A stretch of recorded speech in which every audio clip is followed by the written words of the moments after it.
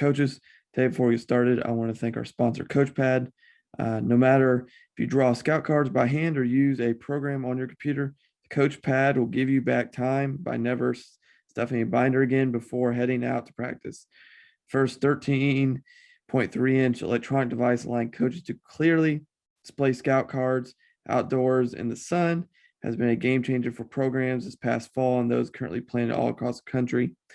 This new technology allows coaches to coach and not the monotonous task of stuffing and dealing with binders on the practice field. Check out the CoachPad and CoachPad Mini on thecoachpad.com. Please make sure you check out our sponsors, our affiliates, and here is another episode of the Gap Down Backer podcast.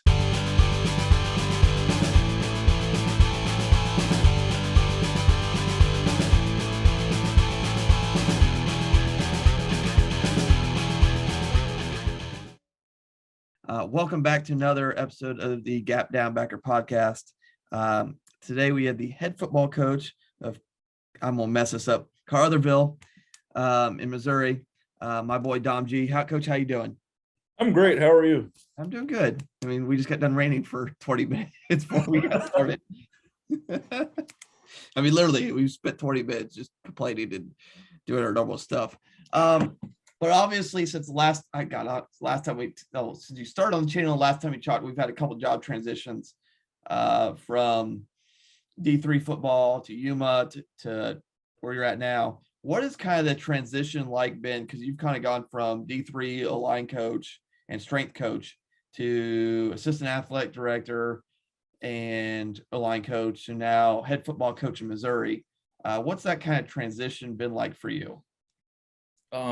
It's been crazy. I mean, first it's been a lot of moving. And all the coaches know that when you have your job goal in your head, like you have your career goal and you're going to want to do whatever you can within your means to get there. So when I left college coaching, I knew I wanted to be a high school coach, and I wasn't a teacher at the time. So you just got to take the best job available. And I was very fortunate to go to Yuma Catholic and play in a state title game, and that was awesome. And then this job popped open, and it was right after the state championship. And I was like, it's an hour and a half of where I grew up in Kentucky. It was historically very strong program. And so the moving transition was the worst part. I think learning on your feet has been the most fun part of going from a position coach to running a program. I think my college experience really helped with that, especially at Keystone when we built that program from the ground up. And a lot of the things that we did there as we're in the rebuild here, I've done. But I think the real adjustment has just been trying to learn on the fly. And as I think I read an article, and one guy, the article was something about how do you know when you're ready to be a head coach? And the first line was after your first season. So I didn't feel as bad as I got here, and they're like, well, you got to check on the field and you got to do this and this and this and this. And I'm like, oh, but it's been an awesome transition. I mean, their town's been awesome, and the kids have been well receptive of everything. So it's been fun. Now, you mentioned that there, and that was one of the questions I was going to ask you. I mean, obviously, and we all deal with this when we take our first head coaching job. What were some things that you kind of had to deal with that, like, oh, I didn't realize that was in the job description? Because there's a lot that I think people there's a lot. I mean, you know that as well as I do. There's a lot of things they don't tell you when you take a job. So what kind of have been some of the things like, oh, yeah, I guess we do have to paint our own practice field, or hey, I got to go deal with XYZ or meet with so-and-so frequently. What are some of the things that you kind of like, oh, didn't know that was a job description? I think the biggest, I mean, every coach knows that there's all these medial tasks, but like the ordering the t-shirts and making sure you have the right size. You don't order too many 2XLs like I didn't have to spend more money getting medium and larges. like that kind of stuff. I think the biggest thing was I sat down with my superintendent. He goes, "Hey," and superintendent used to be the head football coach here, so he really knows the ins and outs of this job. But he goes, "Hey, did you check on the sprinkler system yet?" I'm like, "We have a sprinkler system?" He goes, "Yeah, you gotta put in a maintenance request, meet with George, and get the sprinkler system going, and then you have to tell George how high you want the grass. This year you have a lot of speed, so you're gonna want the grass a little shorter." And I'm like, "All right, I'm gonna go meet with George and fill out a maintenance request with him, so I get the thing exactly right." Or because we're very fortunate, I don't have to paint my own field. We have Mr. Donnie, who should win an award for what he does there. Right now, it's going to be the term I use with our kids. It's very spicy outside, so it's going to be 100 degrees this week. And once they're off vacation, I know for a fact that he's going to have our practice field and our game field painted for our practice in 7-on-7 this week. So, like things like that, I'm making sure that I communicate with the AD about the buses and making sure the Friday night meals are set with the booster club and communicating with the booster club and then the boosters and then all the community stuff. Like I don't think no one warned you about having to be in the community, and philosophically I was going to be anyway. But when you have a football based community, being out there and shaking hands and shopping at Hayes instead of going to Dyersburg is big, and all that kind of things that seem little but are really huge in building a program. But I think the big thing is stuff like the field and making sure we have laundry loops for our kids' lifting clothes and all those little things that I never had to think about because I was the assistant. That I always be like, "Oh, that head coach is not doing anything today." Well, guess what, guys? That head coach is doing something at all hours of the day, regardless. Yeah, no, 100%. Like, I mean, speaking of sprinklers, like my retiring AD was setting that up this like 2 weeks ago. So I was helping him fight all the valves on the field so he can, that was their one that are retiring, and our new AD was not really a new AD. He's our assistant principal who now is our AD. But that was one of their projects, make sure all the sprinkler systems for the summer is working throughout the property and make sure everything's good. So trust me, I get you there. That kind of continuing, like, obviously you've had 18,000 articles written about you over the past couple of weeks on a variety of topics. So I want to kind of hit on a couple of those. I think the first one, kind of the major one, was obviously the academic piece. I mean, we both have talked academics off screen, and the kind of the importance of it, getting kids eligible. You've done a really good job of subprinting the increase of your team GPA and getting kids where they need to be. Do you want to kind of talk about kind of that prioritization and kind of getting kids where they need to be? Football is a vehicle for kids. And I think as coaches, we have to recognize and understand that. Also, there's a lot of negativity in academics. And it's not just, that's everywhere. We only got a C on this. I mean, whether it's parental pressure, teacher pressure, grandma pressure, uncle pressure. And like, I know I took my parents' approach to academics to here is, as long as you're giving maximum effort, they're okay. So for instance, I struggled in English in 9th and 10th grade, so I was getting C's. But my parents knew I was working at it, so it wasn't a huge deal. My math side of my brain is very good. So if I got a C in math, I knew that there was a 15-minute lecture coming from it.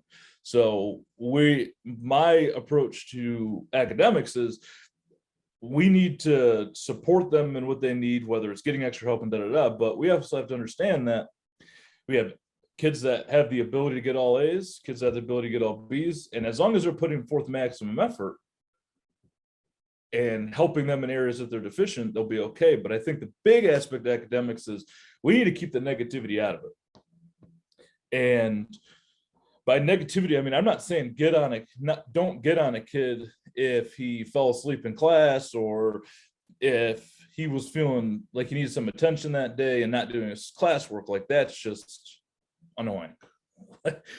There's no big coach word for that. It's just agitating. But the as we check their grades every week, and as we look at their quarter report, and as we see who needs summer school and all of that, it comes down to this. If kid Billy, all right, he worked his tail off for that C, and you walked into his teacher and he was like, look, he got a C. This is a hard class. He worked his tail off in it. I mean, he asked for extra help, and this is what he got. I'm going to celebrate that C with that kid, because you know what? He gave everything he got. Same thing with the kids that get A's, same thing with the kids that would get B's, everything. If they're putting forth maximum effort, you get that report from the teacher and they go, look, he did his best. He asked for extra help. This is just not his thing. That's you as a coach should celebrate that. Yeah. And then on the other side, you get, like, for instance, when I took over here, there was kids that just don't care about academics at all. Like, you have to motivate those kids to then care about academics. So how do you do that? Well, do you want to play college football? Well, yeah. I was like, well, let's look at this. Let's talk to this guy, or let's do this, or let's do that. Give them something to use football, or give them something they can use football to then get to where they need to be academically. Because if you take the negativity out of it, it's not going to have a bad taste in the kid's mouth. He's not going to be afraid to go, coach, I got a C on this. Can you help me ask teacher X if I can get some extra help? Yeah. Or saying, hey, look, dude, you've had B's all semester, and I checked your weekly grade report, and you got an F on this assignment. What happened? Coach, I just didn't get it. I was like, all right, well, let's go talk to, or let's send so-and-so an email and see if they can get with you to explain it. And that's a cultural change that takes, it's not a 1-year fix, but it's something that if you take the negativity aspect out of it, other than like discipline issues naturally, but the actual letter grade, effort, and all that stuff, if you can correct that in not a negative way, they're not going to shy away from it later.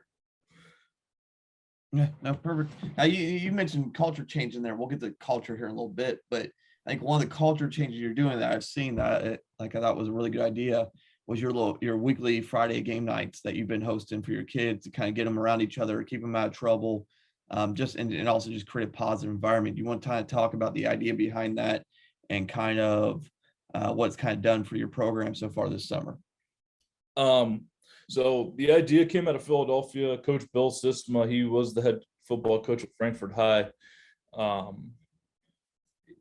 And when he was head coach in that area of Philadelphia, a lot of his kids were victim to gun violence and stuff like that. So he started game night, and it was a program where he basically locked the kids in the field house for a couple hours. And he got game systems and board games and food and all this kind of stuff. And what that did was it took the kids out of the planning stages of bad decision making or adverse decision making. So when I got here in our town and a lot of towns, some of our kids are around that adverse decision making. And we also had a problem where our team kind of was just not one team, hence the we ride is one thing that we use here, but as we wanted to unify the team and keep the kids away from those adverse decisions. When I was talking to Bill, and he goes, well, you should just do a game night. So basically what we did with game night is I went out and fundraised.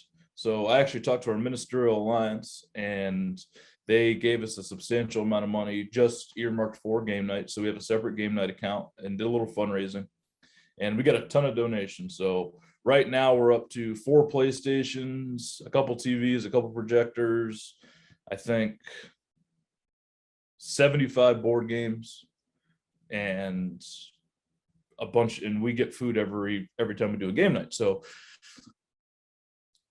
what's been nice is we've had 2 so far.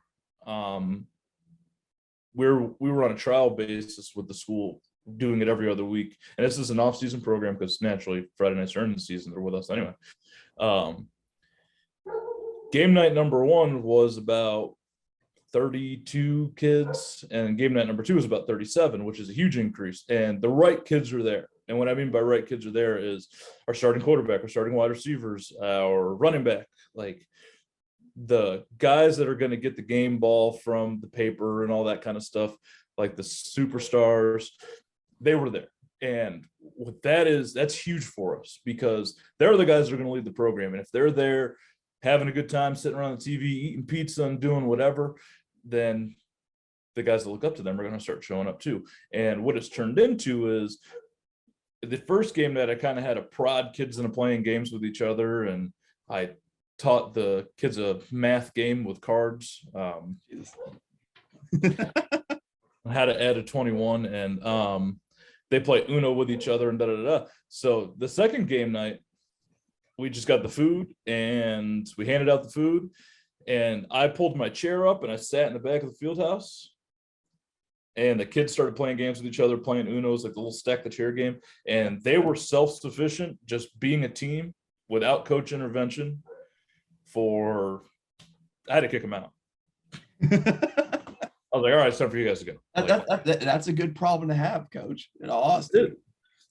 And it is, because you in that setting, you want to have to kick them out, because that means they want to be there. They feel safe there. They're having fun.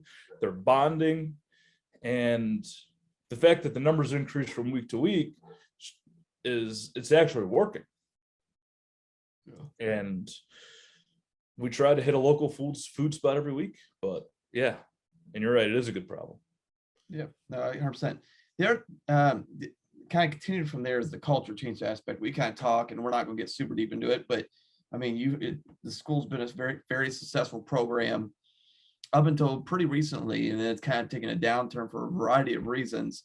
COVID probably played a massively large part into that. A lot of the restrictions and who came out and who didn't. But you've kind of come in and try to force the culture change. You kind of talked a little bit about the academic piece, the game night piece. What else have you kind of done to help change that culture and head this into a massively positive direction? I think a big thing with me and the rest of the staff is the kids have to trust us and we have to trust them. And every school you go into has got a preconceived notion about kids, and this kid's this kid, this is that. And we didn't want that to sway how we built. The kids need to know that we're going to fight for them. And if it's something as simple as standing up for them when nobody else will, or making sure that their lifting clothes are clean every day, and almost a servant leadership style, where if the kids trust us, they feel more comfortable. If they feel more comfortable, the vibe in the locker room's better. If the vibe in the locker room's better, there's less picking on each other and da-da-da-da. If there's less picking on each other, you retain more numbers. If you retain more numbers, you can develop more kids. If you develop more kids, you win more football games. Yeah. So it all comes down to that trust aspect. But a big part of that trust aspect is accountability. Now, they wrote a big article about accountability and all that, which I really appreciated. But what it really comes down to is we will not budge on our expectations. For instance, every kid now has a pair of Crocs. I haven't seen so many Crocs since like 2005. And I'm wearing Crocs now, so like we're in our dead week, so there will be no shoes worn. But kids would like lift in Crocs. Oh, trust me, I know, Coach. I'm fighting the same battle slowly. So if you show up in our weight room in Crocs, you are not allowed to lift. Like, we send you home immediately. If you need a pair of shoes, I'll make sure you get shoes. Like, we'll fundraise for it. It'll come out of the Guglielmo fund. I'll get shoes.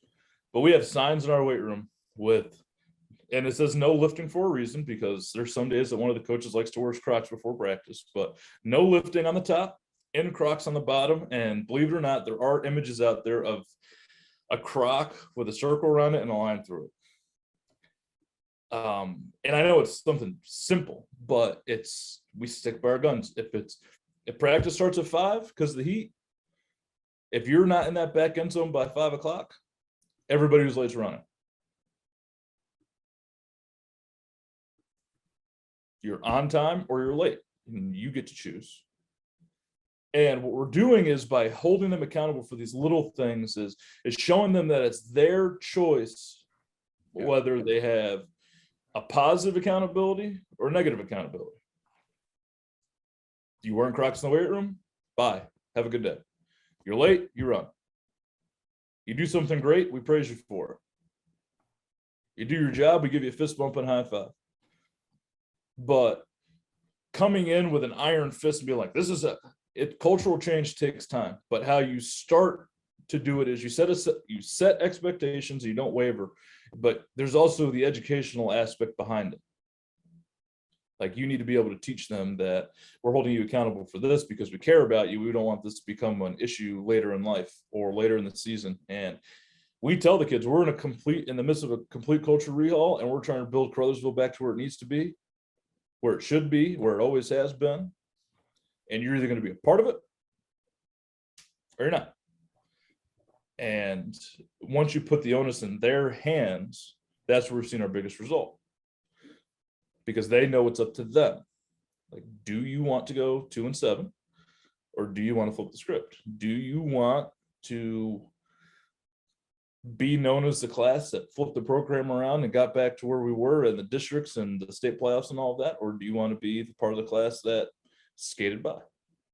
And ever since we started implementing those little accountability things, our numbers in the weight room have increased. And I never thought that would be the effect. I just wanted things to be more uniform. I wanted there to be more discipline.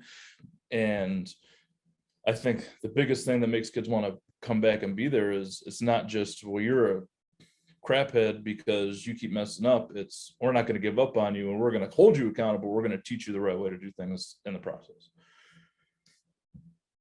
Now, my next question is, because you've dealt with the weight room the good portion of your career, especially when you were still coaching D3. But what kind of, I mean, you mentioned the weight room a little bit there. What kind of system have you brought? What changes have you made?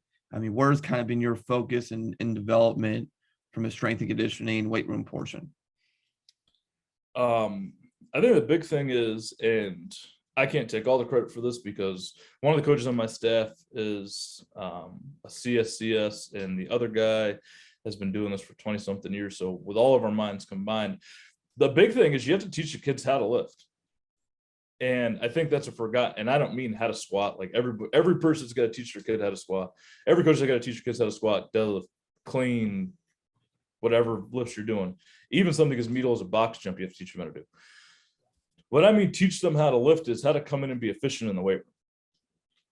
Because they're at the peak, like they're going to build the most muscle at this point in their life. Like they're hit puberty, their testosterone's rolling, they're eating like crazy. Like that's just life. When you go into the weight room, there's the all business guys, there's the lax guys, and there's the in between. And we kind of need to be in between, because what's the most important part of why are we lifting? And to help win football games and build a healthier lifestyle. But we also have to tend to, like, what are the kids like? And I know coaches don't want to think about that, but if you want the kids in the weight room, sometimes you have to make a little concession. And I don't mean like concession. We're not going to squat because Jimmy doesn't like to squat because he doesn't want to look like this or whatever. It's on Fridays, we do curls for the girls, like simple things like that.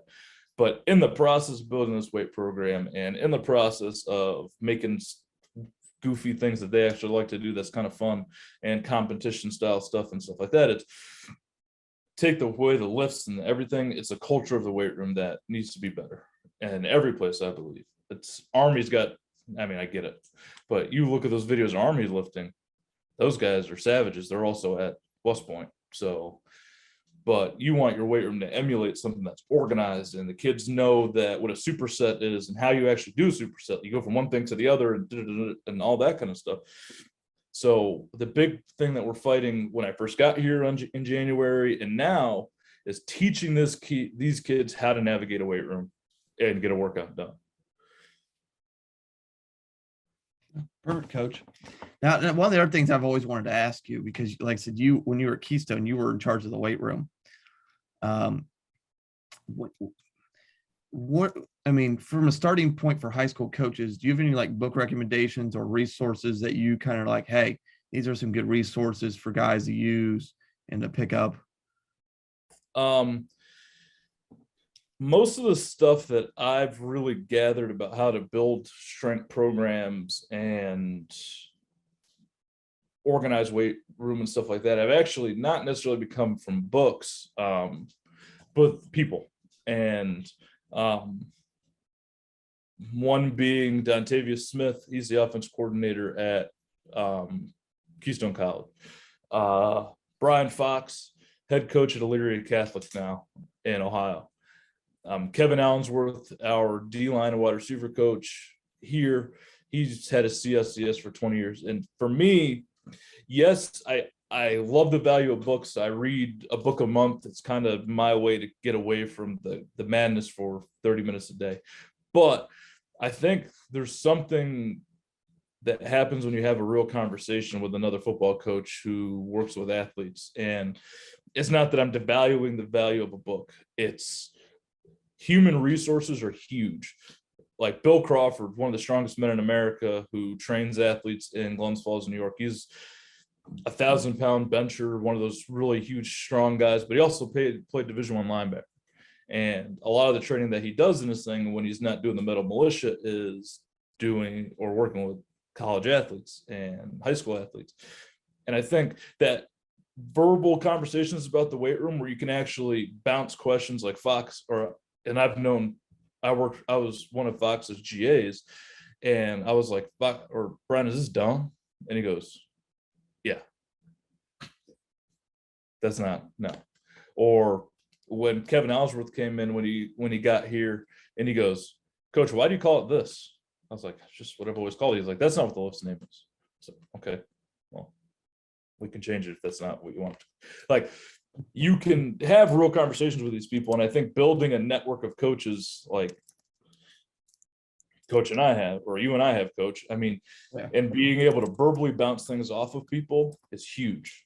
And again, I'm not taking away the value of reading a book or an article, because I read articles all the time on strength and conditioning. But when it comes down to questions and building a program and how to do this and how to do that, I'm going to pick up the phone and call one of those guys and be like, look, I'm having this issue.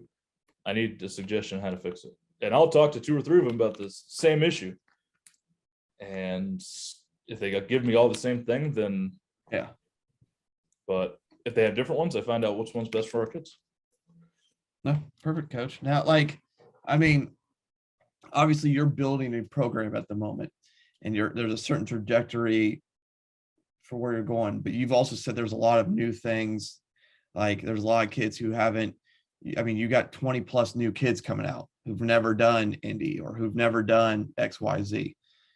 So when you've done some of your practices this summer and your installs, how have you gone through that process with so many new kids of installing and teaching? I think a lot of it's in a step-by-step basis. I mean, my philosophy is part whole.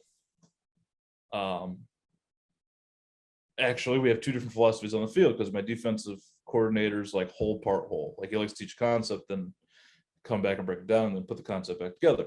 So offensively, we're part whole, which means we're going to, I'm going to use receivers because up until Coach Allensworth got here, he was finishing up his teaching contract up north in St. Louis. Nothing here is north. But I had to coach wide receivers.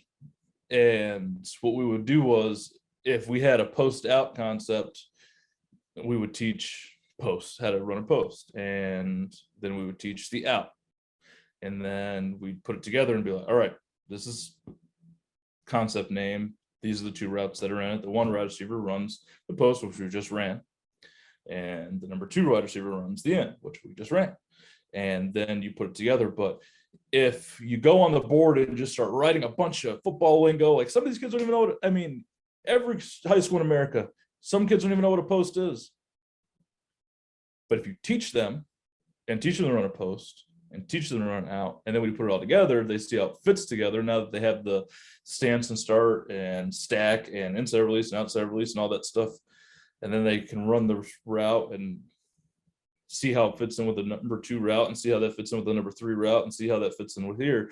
I think it really helps the kid. It's just like teaching them math. You don't give them the quadratic equation off the bat.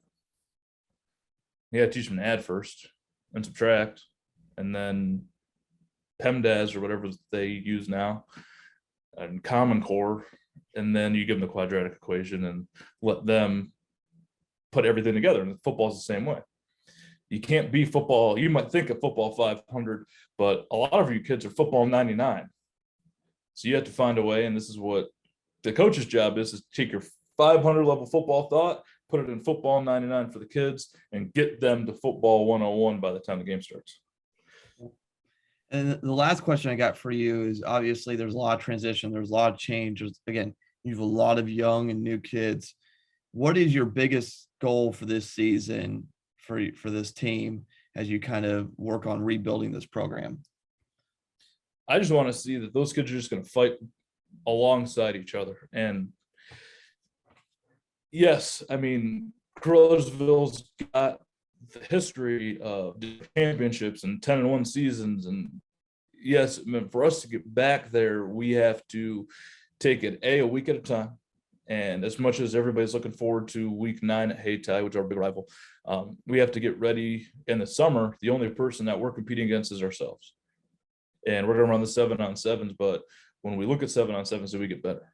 And then we're going to start getting ready for Malden. And every week in the season, if we grow, that's a win. And yes, we always want to go out there and win the game because we're going to try to do every week. Like, for competitors, we want to win.